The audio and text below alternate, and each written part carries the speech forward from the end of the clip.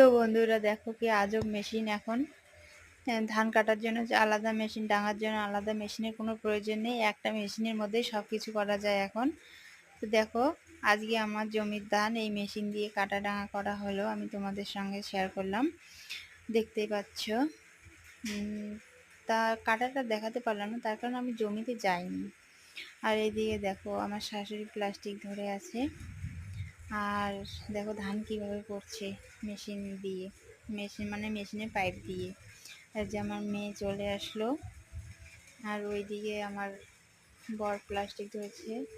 আর এই যে দেখো ধানগুলো কত সুন্দর করে পড়ছে, দেখতেই পাচ্ছ। তা ভিডিওটা তোমাদের সঙ্গে শেয়ার করলাম, ভালো লাগলে প্লিজ লাইক কমেন্ট শেয়ার করে দিও। তো বন্ধুরা দেখো আমার জমির ধান দেখো মেশিন একবারে কাটা ডাঙা করে নিয়ে আসলো। কি আজব মেশিন তাই না?